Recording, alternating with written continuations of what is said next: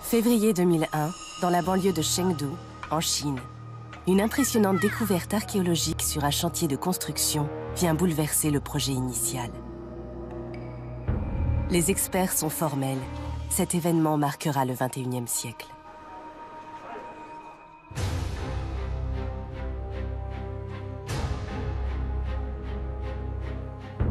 Voici quelques reliques découvertes sur le site des fouilles de Jinsha.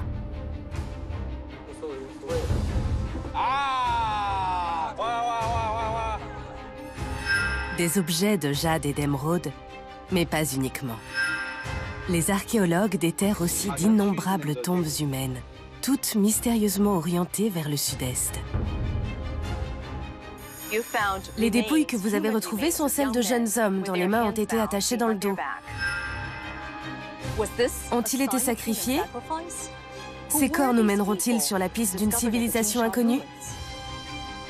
Qui était à la tête de ce royaume et pourquoi leur civilisation aurait-elle disparu? Ce site est impressionnant. Je m'appelle Agnès Xu, je suis archéologue et directrice de l'Institut de Chine. C'est un moment à ne pas rater. Regardez, c'est de l'ivoire. Ma mission est de résoudre le mystère de Jinsha, la cité perdue.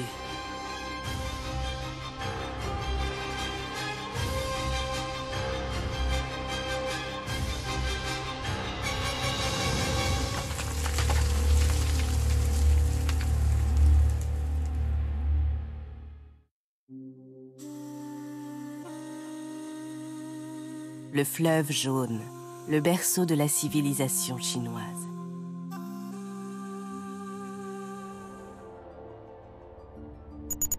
Voici à quoi ressemblait la Chine lors de son unification en 221 avant notre ère. À sa tête, le premier empereur Qin. Revenons encore 1000 ans en arrière. Le royaume, gouverné par la dynastie Shang, se concentrait sur la plaine du fleuve jaune. Il est avéré depuis longtemps que c'est cette plaine qui a vu naître les premiers signes de la culture chinoise.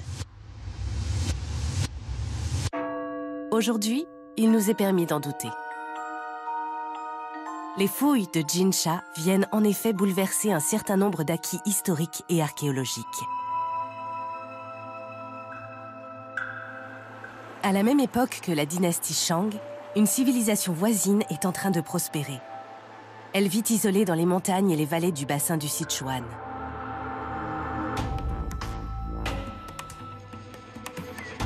Mon travail en tant qu'archéologue consiste à comprendre qui étaient ces hommes. Comment vivaient-ils? Comment leur société était-elle organisée? Nous ne connaissons que très peu de choses sur ce peuple. Il ne nous a malheureusement laissé aucune trace écrite. Seuls des manuscrits rédigés par des civilisations rivales nous donnent quelques renseignements. Nous savons par exemple qu'il s'appelait le peuple de Shu.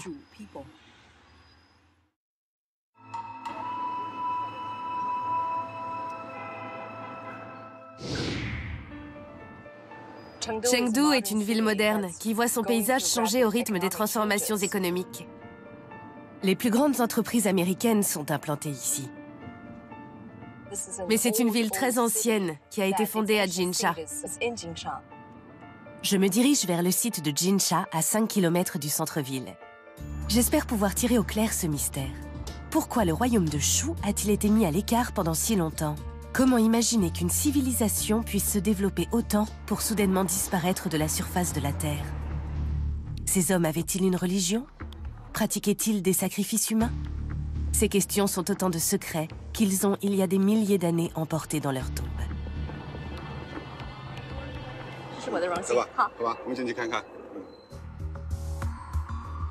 Zhu Zhongyi est archéologue. Il dirige les fouilles depuis l'ouverture du site de Jinsha. Le royaume de Shu n'a presque plus de secrets pour lui.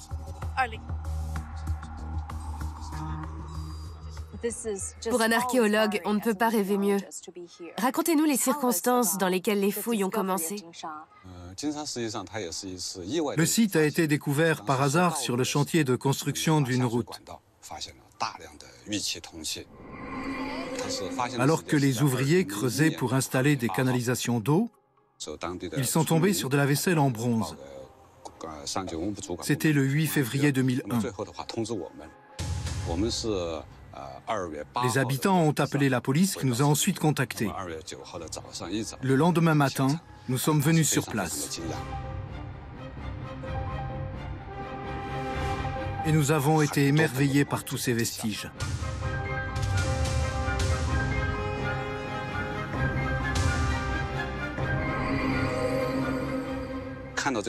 Croyez-moi, pour un archéologue, un événement tel que celui-ci n'arrive pas tous les jours. Zhu et son équipe ont retrouvé des milliers d'objets artisanaux d'une valeur inestimable. Des poignards et des décorations en jade, de gigantesques défenses d'éléphants, d'innombrables objets en or. Zhu est persuadé que ce site n'était pas un lieu de vie ordinaire, mais qu'il était réservé au sacrifice.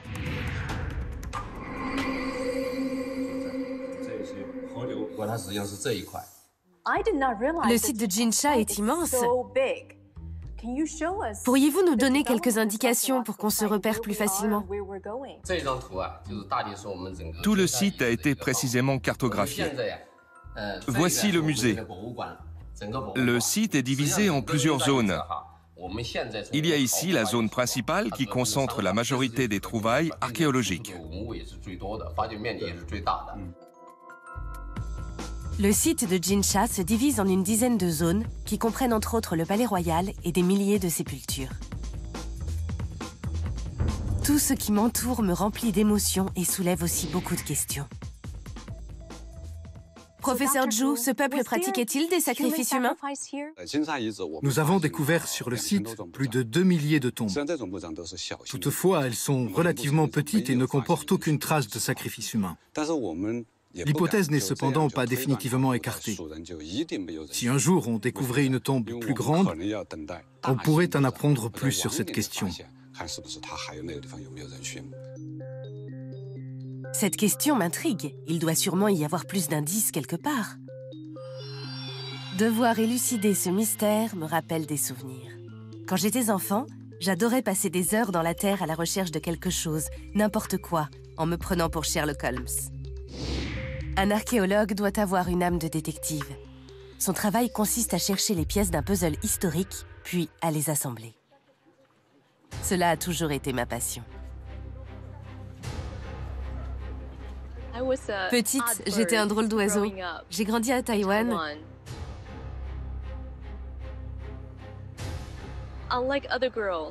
Et j'étais un garçon manqué. Je passais des heures à jouer dans la terre pour déterrer des trésors. J'ai voulu être archéologue avant même de savoir que ce mot existait. Indiana Jones était mon idole. Éclaircir et comprendre l'histoire est encore aujourd'hui un défi qui me plaît, surtout quand il s'agit des mystères de Jinsha. Un nouvel indice vient d'être mis au grand jour et bouleverse l'avancée des recherches. Nous sommes en mars 2001, un mois après le début des fouilles. En peu de temps, la nouvelle fait le tour de la planète. Il s'agit d'une statuette en pierre mesurant à peine 17 cm. Cette figure, c'est l'incarnation même du désespoir. Regardez ses yeux pratiquement inexistants. Ses lèvres resserrées et ses mains attachées. Il est agenouillé, prêt à se soumettre au sort qui lui est destiné.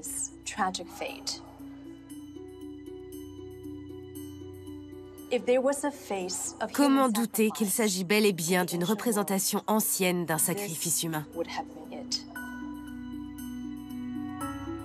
Une douzaine de statues similaires ont été découvertes à Jinsha.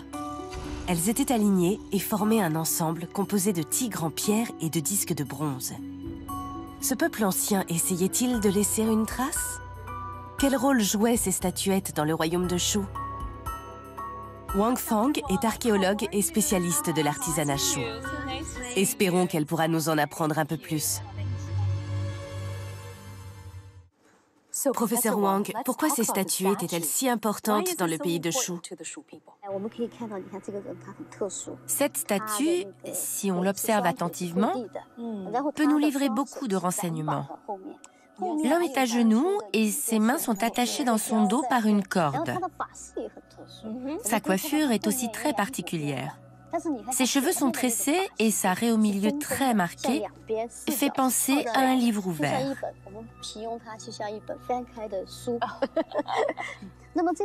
Ces statues pourraient très bien avoir été conçues dans l'unique but de servir un culte.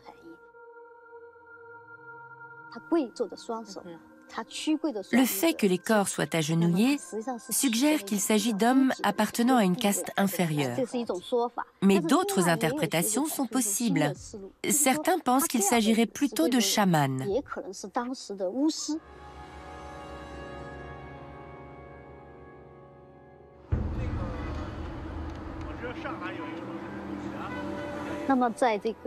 La région traverse de longues périodes de sécheresse.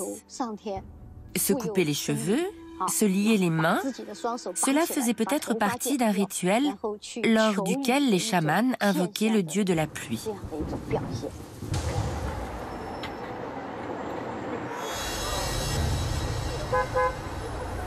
La posture de ces corps rappelle des scènes de sacrifice.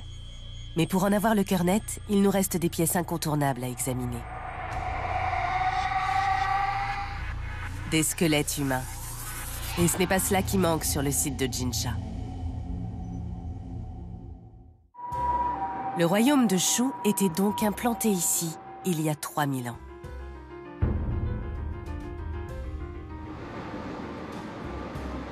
Mais pour savoir si cette ancienne civilisation pratiquait des sacrifices humains, je vais chercher des indices vers le nord, dans la plaine d'Anyang.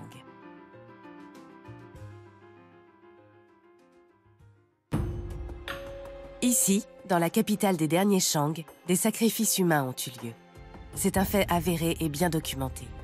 Le professeur Li travaille pour l'Institut archéologique de l'Académie chinoise des sciences sociales. Il a participé à l'excavation de nombreuses reliques de l'époque des Shang. Ceci est un char qui appartenait à la dynastie Shang. Il a été retrouvé sur le site d'Anyang avec toutes les pièces de l'attirail, des chevaux encore attelés, mais aussi un corps humain enterré. Est-ce une fosse? Oui, c'est une fosse, mais uniquement pour les chars.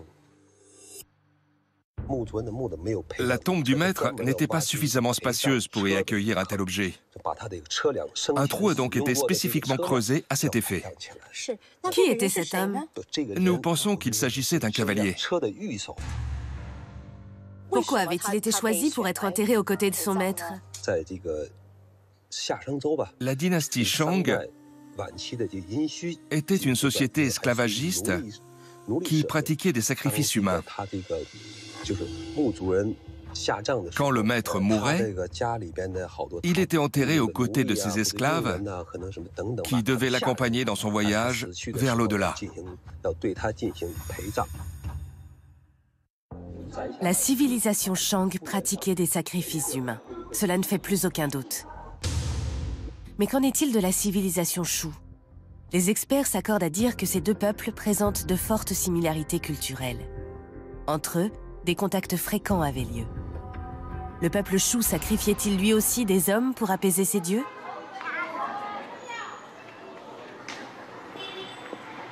Les dépouilles humaines retrouvées dans des sépultures vieilles de 3000 ans sont des indices précieux. Qu'avons-nous sous les yeux? Qu'est-ce que ce crâne a de si intéressant? He Kun-yu est un anthropologue spécialisé dans le domaine juridique. Il part de fragments d'os qu'il étudie pour rendre compte des pratiques au sein du royaume de Shu. Vous avez mené des recherches sur les sépultures de Jinsha. Quelles conclusions avez-vous tirées de vos analyses? J'ai observé deux phénomènes qui m'ont paru intéressants. Tout d'abord, dans certaines sépultures, les hommes avaient entre 25 et 30 ans.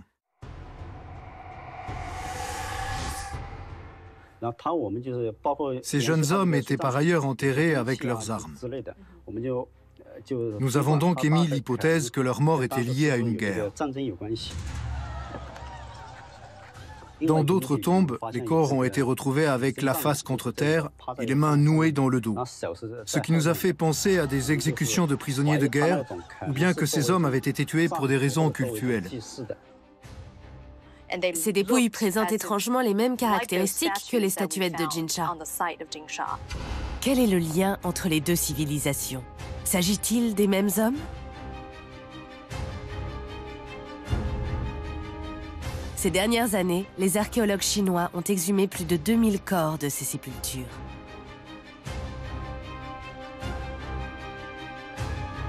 Mais si aucune tombe royale n'a été découverte, je reste persuadée que ces sépultures regorgent de détails passionnants à propos de la civilisation de Shu et de leurs éventuelles cérémonies sacrificielles. Pour avoir le fin mot de l'histoire, il faut que j'observe les morts de plus près. La première chose qui me frappe, c'est de voir que les corps ont été enterrés avec tout un tas d'ornements.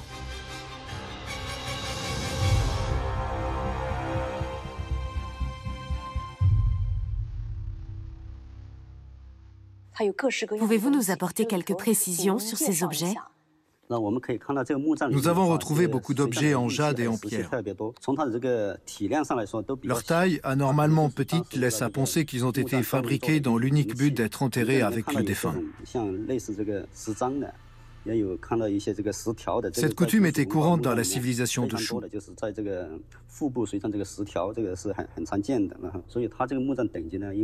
Nous pouvons aussi affirmer sans trop de doute que cette personne avait un statut social plus important que les autres enterrés près d'elle. Il s'agissait sûrement d'un noble.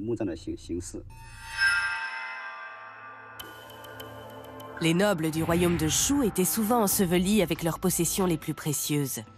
Est-ce à dire que leurs esclaves les suivaient aussi dans la tombe? En tant qu'archéologue, j'ai l'habitude de prêter attention aux moindres détails, aux moindres petits fragments d'os. Et je remarque que dans une des tombes, quelque chose cloche.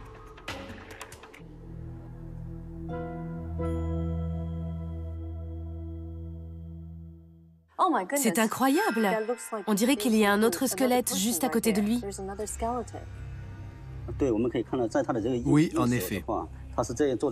Ici, vous avez une main qui est à peu près positionnée comme cela. Nous avons démontré qu'il s'agissait bien d'ossements humains. Et ici, nous avons l'os d'un tibia. C'est une jambe? Vraiment? Oui, c'est un tibia. Nous avons observé que le squelette juste en dessous n'est pas entier. Autrement, il prendrait davantage de place. Vous voulez dire que le corps sacrifié était déjà démembré au moment où il a été enseveli sous la dépouille du noble? D'après ce qu'on voit, oui, il semble que ça se soit passé ainsi. Cet homme devait sûrement être haut placé.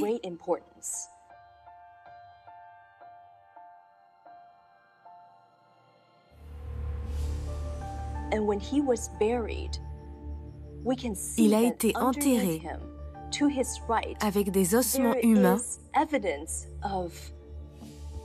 qui provenaient d'un autre corps que le sien. Un archéologue doit faire preuve d'une grande ouverture d'esprit et ne pas tirer de conclusions hâtives. Nous savons que ces pratiques sacrificielles ne sont pas l'apanage de la civilisation de Shu et qu'elles existaient depuis longtemps dans la dynastie Shang. Mais mon petit doigt me dit que nous sommes sur le point de faire une découverte majeure. Dans le royaume de Shu, les offrandes d'objets ou autres occupaient une place essentielle. Reste à savoir à qui elles étaient destinées. Un indice peut nous mettre sur la voie. Il s'agit d'une trouvaille devant laquelle les archéologues restent perplexes.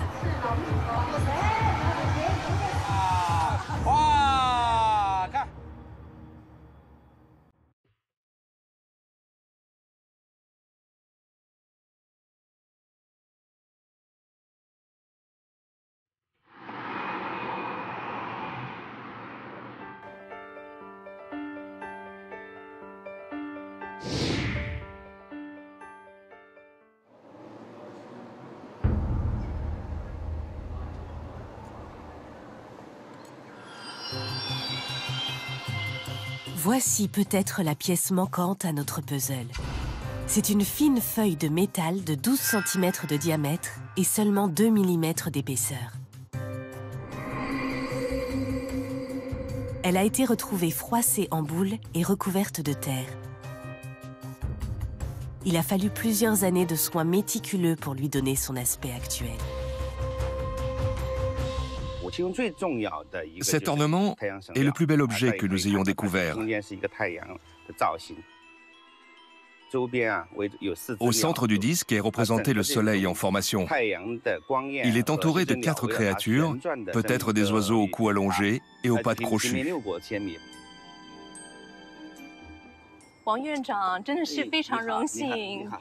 Wang Yi connaît pratiquement chaque vestige antique de la région. Il dirige les équipes d'archéologues qui travaillent sur les sites historiques de la province de Sichuan. Ses recherches ont montré que la culture du peuple de Shu était plus avancée qu'on ne le croit. Nos recherches sont en cours, mais une chose est sûre. Ce peuple avait une grande connaissance des arts et il vouait un culte magnifique au soleil, le dieu soleil. Les Chinois ont d'ailleurs un proverbe. Les chiens du royaume de Shu aboient toujours lorsqu'ils voient le soleil, ce qui signifie que chacun désire la lumière dans son cœur. Après tout, cette fascination pour le soleil n'est pas si étonnante. En effet, voici une journée ordinaire à Chengdu, couverte et nuageuse. À l'époque de la civilisation de Shu, le bien-être de la société entière dépendait de récoltes abondantes. Le soleil était tout pour eux. Il était porteur de vie. La menace de la faim et de la mort n'était jamais très loin.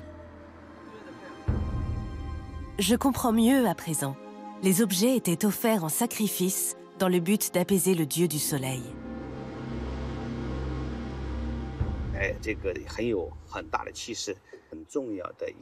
Était-il le seul dieu à recevoir leurs offrandes? Selon Wang, leur système de croyance était bien plus complexe. Une de leurs grandes occupations était de communier avec les dieux. Ils étaient animistes et croyaient en une multitude de divinités. Ils vénéraient des animaux, comme les tigres ou les éléphants, mais pas seulement. Ils regardaient aussi le soleil, la nature, les montagnes, les rivières et la lune comme des êtres suprêmes aux facultés magiques. À une 50aine de mètres du site sacrificiel, un nouvel indice confirme que nous nous trouvons dans un lieu hautement sacré.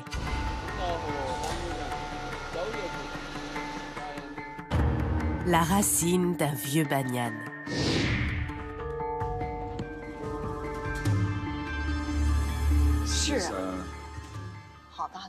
Zhu Zhongyi m'explique qu'il ne s'agit pas d'un arbre ordinaire. Je n'ai jamais vu un arbre aussi grand. Qu'a-t-il de si légendaire? Cet arbre a été retrouvé sur le lieu de culte, près de la rivière. C'était un très gros arbre, qui faisait au moins 2 mètres de diamètre. Tout nous laisse croire qu'il s'agissait d'un arbre sacré et qu'il faisait l'objet d'un culte divin.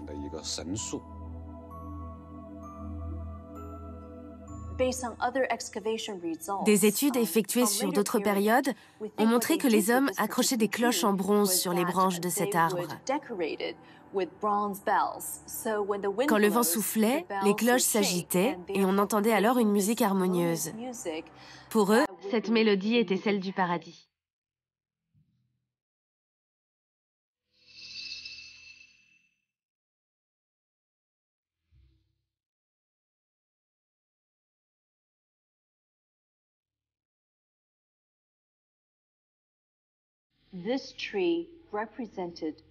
Cet arbre était une connexion,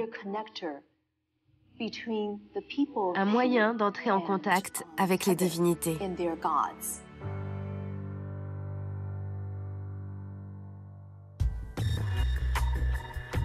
Aujourd'hui, de cet arbre magique, il ne nous reste que les racines. Je suis curieuse de savoir quelle place il occupait dans les rites sacrificiels.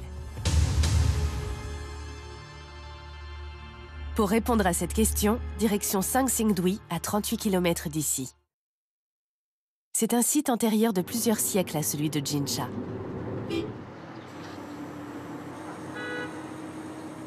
C'est donc là que les ancêtres du peuple de Shu ont vécu autrefois.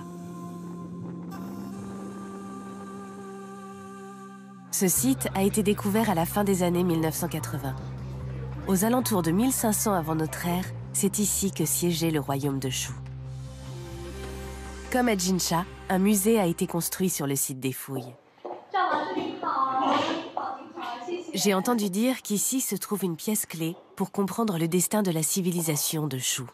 Il s'agit d'une sculpture en bronze de 4 mètres de haut, surnommée l'arbre sacré de Sangsingdui, ensevelie il y a des milliers d'années pour être offerte en sacrifice. Professeur, tout cela est absolument fascinant. Peu d'entre nous ont déjà pu approcher une telle merveille. Dites-nous, de quoi s'agit-il exactement? Cet arbre est probablement l'une des plus grandes sculptures en bronze et l'une des plus sophistiquées que le monde d'il y a 3000 ans ait connue. Il symbolise les relations entre le ciel et la terre, entre les hommes et les divinités. Cette sculpture a très certainement servi d'épicentre au culte de Sangsingdui. Quel lien y a-t-il entre cet arbre et la racine retrouvée à Jinsha? Comme vous le voyez, cette sculpture en bronze représente un arbre. Et c'est justement pour cela qu'elle est devenue objet de culte. Dans le passé, les hommes voyaient dans les arbres l'origine de la vie. Ils pensaient que les dieux y logeaient, ce qui permettait aux fruits de pousser. Les arbres étaient comme des portes ouvertes sur des mondes heureux à venir. Ils étaient porteurs d'espérance. Le professeur Zhao me raconte que le peuple de Shu accrochait des objets sacrés dans les arbres pour exprimer leur foi. L'un d'eux vaut particulièrement le détour.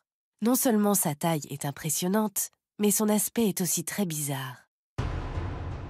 Il s'agit d'un gigantesque masque de bronze dont les oreilles décollées et les yeux exagérément globuleux lui valent sans doute sa renommée. Devant ce masque si imposant par sa taille et par son étrangeté, on se dit qu'il a dû avoir un rôle central.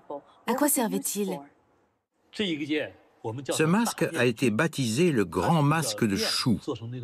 Ses traits si humains sont presque dérangeants. En fait, il s'agit d'un dieu. Des statues similaires ont été retrouvées à Sangsingdui. Certaines respectent les proportions humaines et d'autres sont beaucoup plus grandes. Ces masques ne sont pas destinés à être portés. Ils ont sûrement été fabriqués pour être ensuite accrochés à des arbres ou à d'autres constructions.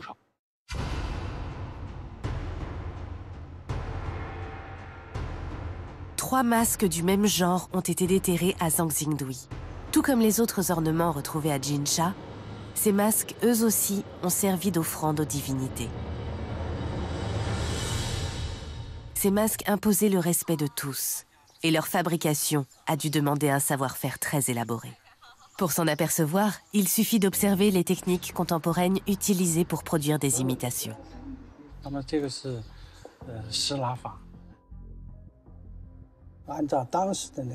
La fonte du bronze nécessite des techniques complexes.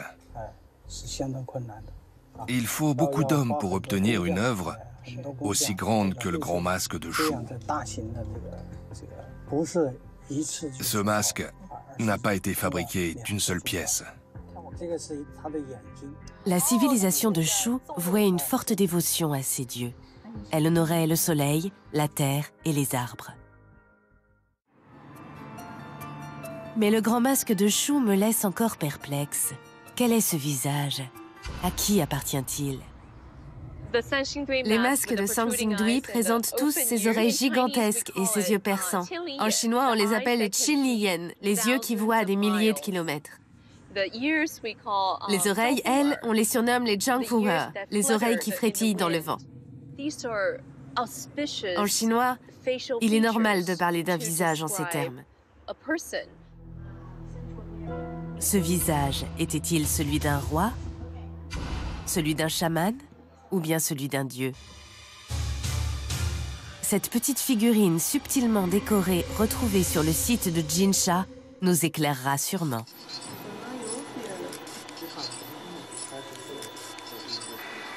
Sa petite taille, de 15 cm à peine, ne rend pas pour autant cette statue moins majestueuse. Des yeux grands ouverts en forme d'amande, Une longue tresse nouée qui lui tombe dans le dos, un chapeau en forme de couronne. Cet homme était, selon les archéologues, un personnage illustre dans le royaume de Shu. Était-ce le roi lui-même pour qui on sacrifiait des trésors? Nous ne pouvons malheureusement pas obtenir toutes les réponses à partir d'un minuscule vestige. Mais peut-être qu'avec l'aide de la technologie moderne, on en saura un peu plus. La technologie moderne fait des prouesses. Quels renseignements permet-elle de révéler qui échappent à l'archéologie? Certains objets sont brisés et doivent être réparés.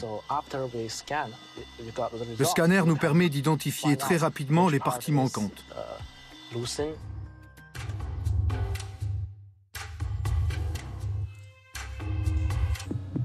Cet homme semble tenir un objet qui a disparu. Qu'est-ce que ça pouvait être? Et qui était ce personnage?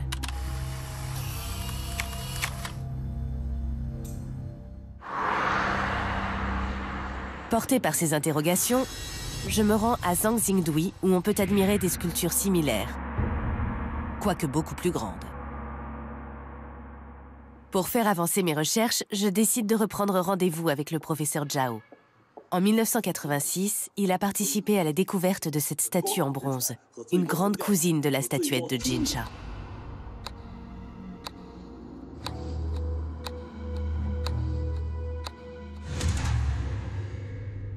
Que représente ce personnage dans la culture Shu? Ce bronze, vieux de 3000 ans, est un chef-d'œuvre rare.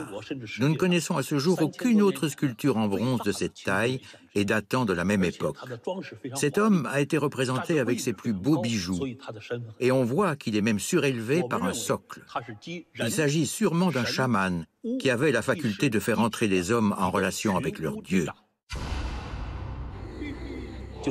Il occupait la place la plus élevée lors du culte de Zhangxingdui.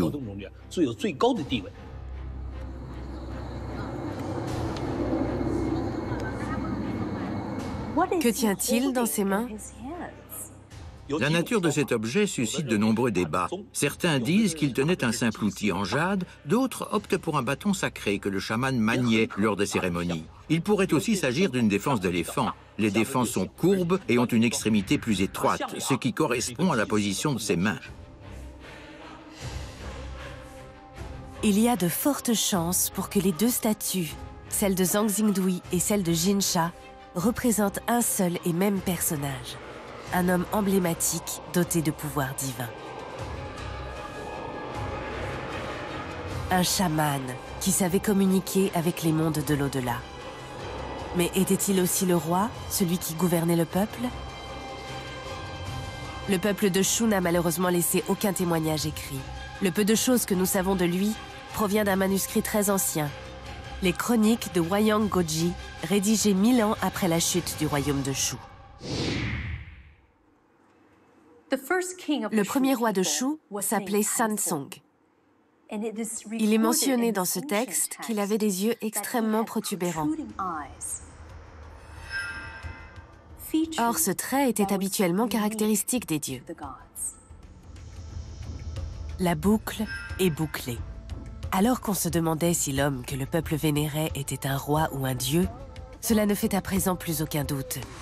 Le roi n'était pas seulement roi, il était aussi un dieu.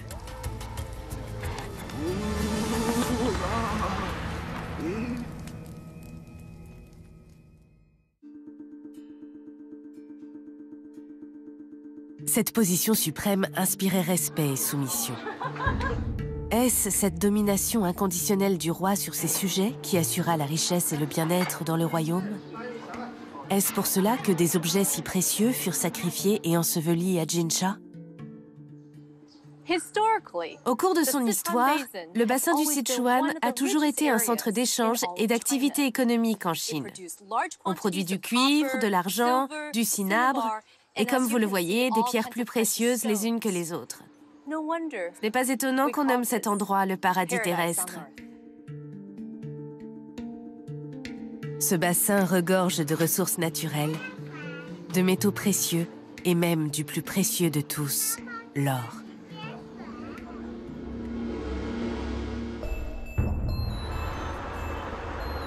On ne s'étonnera donc pas qu'en 2007, à Jinsha, un groupe d'archéologues mette la main sur un véritable trésor.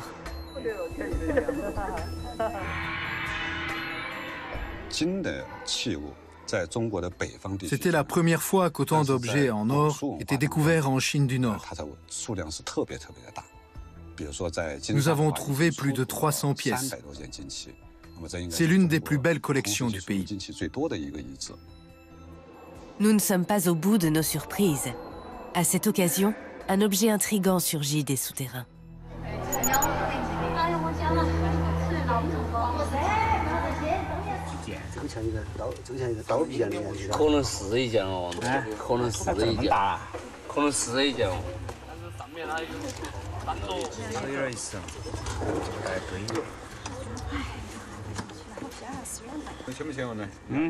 Je vais le rincer. Je ne vois aucune inscription. C'est peut-être une figure. Attendez, je crois qu'il s'agit d'un nez.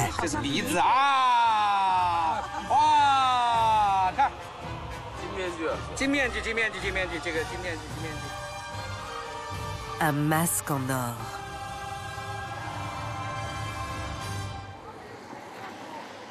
Les masques sont un phénomène culturel ancien que l'on retrouve dans toutes les ethnies de Chine. Ils assurent plusieurs fonctions, celle de communiquer avec les dieux, de bénir, de chasser les mauvais esprits ou encore de protéger des maladies.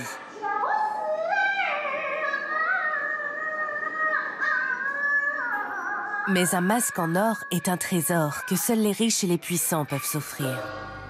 Ce masque était-il un accessoire spirituel derrière lequel le roi se dissimulait? Le portait-il pour mener des rituels sacrificiels? Quel usage était-il fait de ce masque? Était-ce une sorte de second visage que le roi adoptait lors des rituels sacrés? Les recherches ont montré que ce masque jouait un rôle très spécifique à l'époque.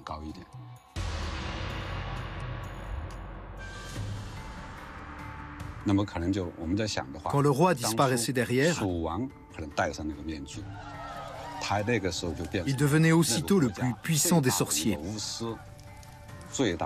Lui seul était capable de communiquer avec l'au-delà. Autrement dit, cette parure transforme le roi en Dieu.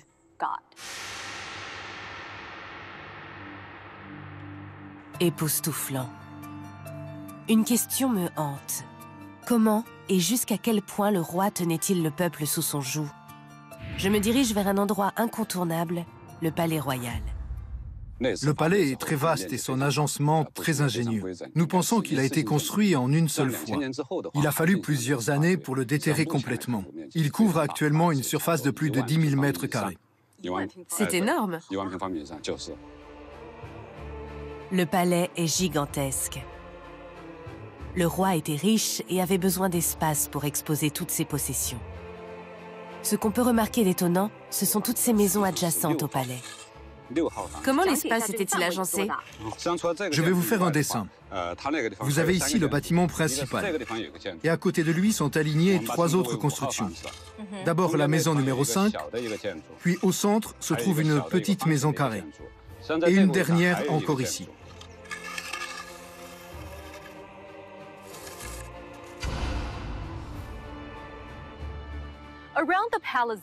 Le palais était donc entouré de petites maisons d'une vingtaine de mètres carrés chacune.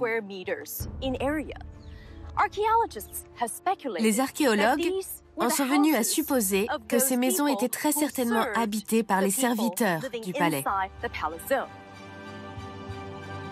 Le royaume possédait d'innombrables richesses, mais celles-ci étaient réservées à une élite au sommet de la hiérarchie. Un précieux indice prouve une fois de plus à quel point le royaume de Shu était majestueux. Il s'agit d'une découverte sans précédent pour les archéologues.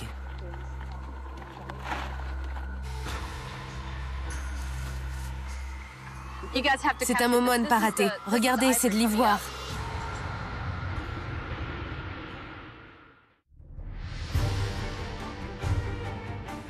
Les fouilles de Jinsha obligent les chercheurs à remettre en question un certain nombre d'acquis historiques anciens. Je suis sur le point d'assister à une apparition mémorable de l'ivoire en quantité astronomique.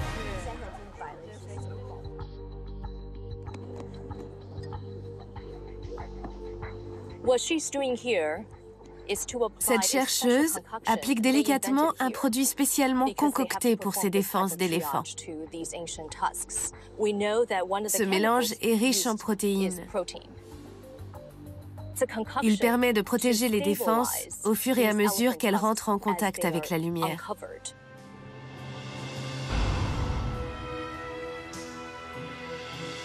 Enseveli pendant plus de 3000 ans, cet ivoire s'effrite très facilement et doit être restauré avec soin et précaution.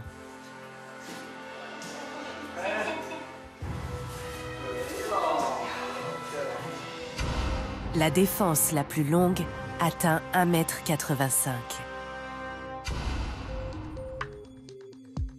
Mais pourquoi tout cet ivoire? Était-ce l'offrande suprême pour les dieux?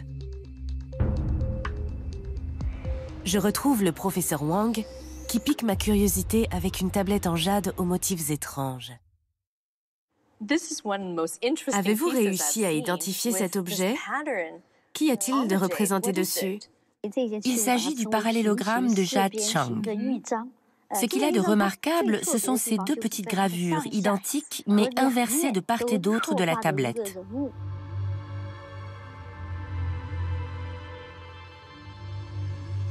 Elle représente un homme agenouillé, portant une défense d'éléphant sur son épaule. Cet homme est représenté de profil. Il porte une jupe et un masque recouvre son visage. Il tient dans sa main une défense d'éléphant.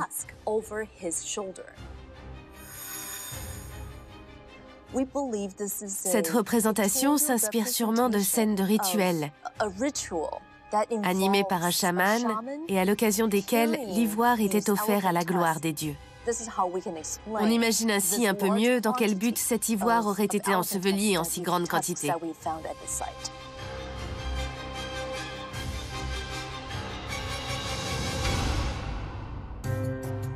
Toutes les pièces du puzzle sont bientôt assemblées. Le royaume de Shu était prospère et puissant. Les trésors d'ivoire, de jade et d'or qui ont ressurgi à Jinsha nous le prouvent. La vie spirituelle du royaume était à la hauteur de l'attachement que les hommes portaient à leur foi. Il n'y a maintenant plus qu'un doute à dissiper. Pourquoi leur civilisation a-t-elle disparu?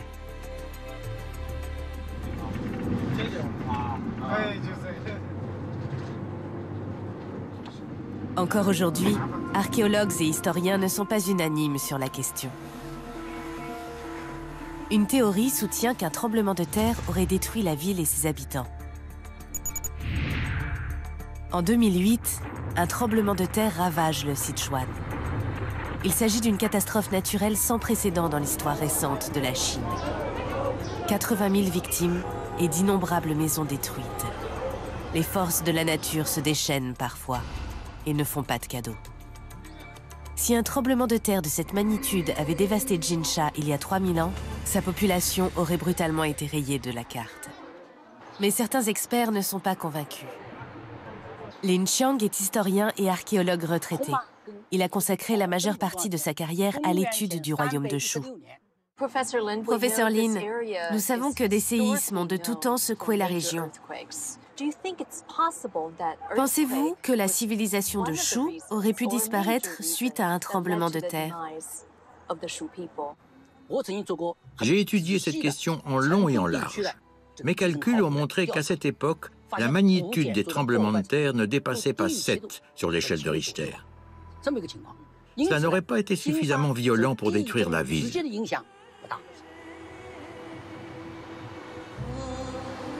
Le professeur Lin défend une autre hypothèse qui expliquerait la chute du royaume.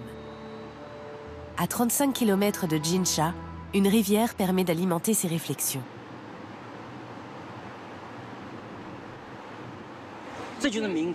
La rivière Minjiang traverse la plaine de Chengdu. En cas de forte précipitation, elle déborde de son lit et à l'inverse, pendant les périodes sèches, son niveau baisse de manière spectaculaire. On se situe ici à l'endroit où le débit du fleuve est aujourd'hui régulé.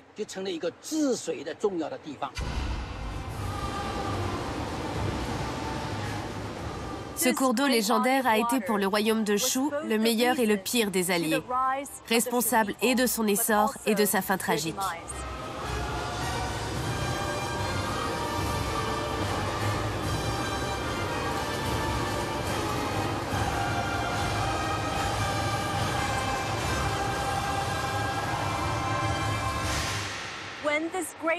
Lors d'une crue gigantesque, les eaux du fleuve recouvrirent toute la plaine et Zhangxingdui, qui était alors une capitale florissante, fut anéantie. C'est l'un des scénarios qui pourrait expliquer la disparition de cette civilisation il y a 3000 ans.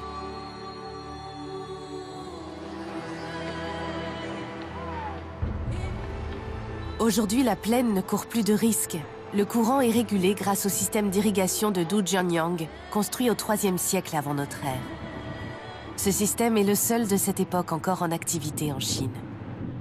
L'eau est canalisée, ce qui réduit ainsi les risques de crue et permet à la plaine de Chengdu de fleurir et de prospérer.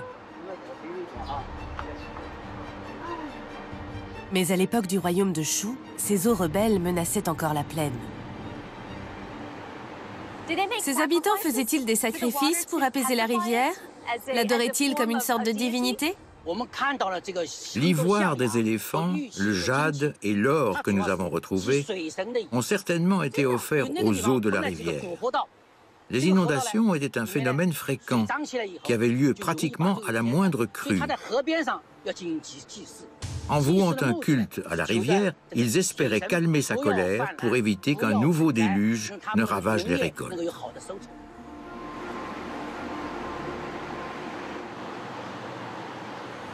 Tout me paraît clair à présent. Les rituels sacrificiels étaient une solution désespérée, imaginée par le peuple et son roi, impuissant face au déchaînement de la nature.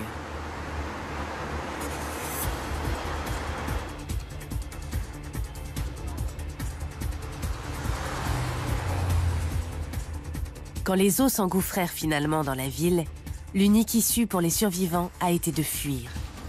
Aujourd'hui encore, on ignore où ils sont allés. Les prospections se poursuivent à Chengdu, à la recherche de nouveaux sites de fouilles. Ça y est, on arrive. Voici à quoi ressemblent des fouilles archéologiques. Ce site est impressionnant. C'est insolite la façon dont l'ancien et le moderne cohabitent ici. L'immobilier détruit malheureusement beaucoup de sites à Chengdu. Celui-ci est l'un des derniers de la ville où il est encore possible de fouiller à grande échelle.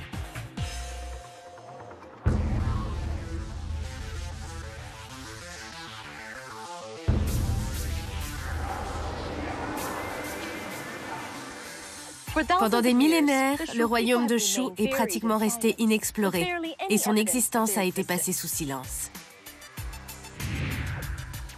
Au cours de mon périple au cœur de cette civilisation, elle m'est apparue riche et puissante, mais aussi profondément spirituelle.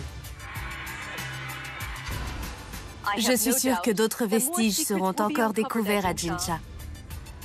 Mais pour l'heure, ils appartiennent encore au mystère de la Chine.